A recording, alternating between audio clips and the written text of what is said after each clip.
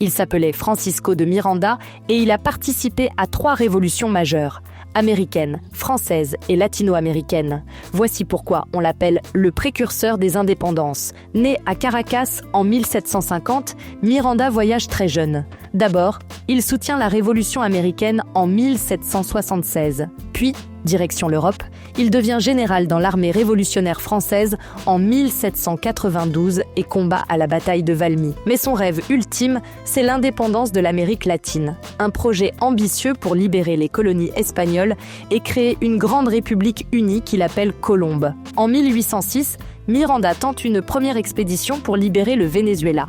Il débarque à Coro avec le drapeau tricolore, symbole de liberté, devenu plus tard celui du Venezuela, de la Colombie et de l'Équateur. Mais son projet échoue, il manque de soutien populaire.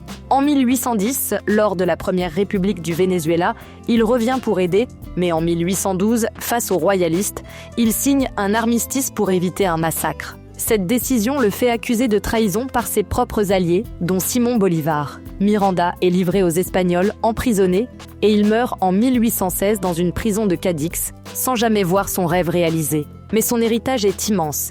Il est le premier à imaginer une Amérique latine unifiée. Son drapeau tricolore est devenu le symbole de plusieurs nations, et il a ouvert la voie à Bolivar et aux futurs héros des indépendances. Francisco de Miranda, un homme en avance sur son temps, souvent oublié, mais sans qui les indépendances n'auraient pas été les mêmes.